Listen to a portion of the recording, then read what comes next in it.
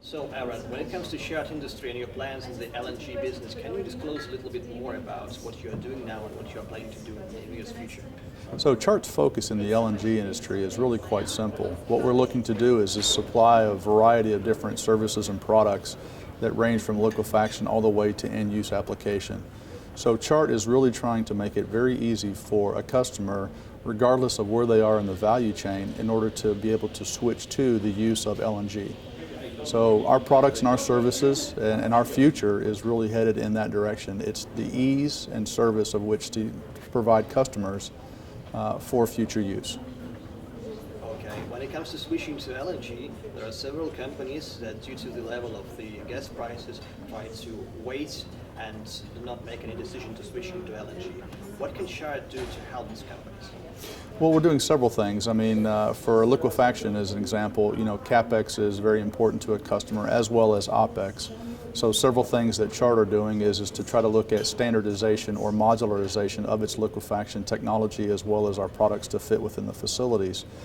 In addition to, we have also made several additional investments on our distribution, storage, regasification, and end-use products that continue to set the tone or set the future, if you will, the use of LNG. So again, from liquefaction through the end-use distribution, Chart is creatively finding ways of which to continue to lower cost, capital cost, as well as provide savings in the operating costs. The issue of modularization was raised several times during the business program by different speakers and different companies. And why do you think it's important?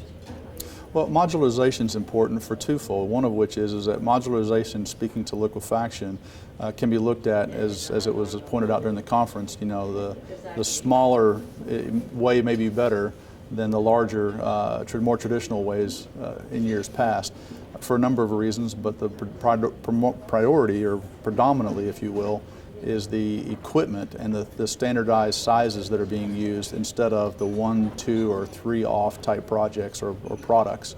So we're making it much easier for the EPC contractors and others to install, which reduces the overall capital expense.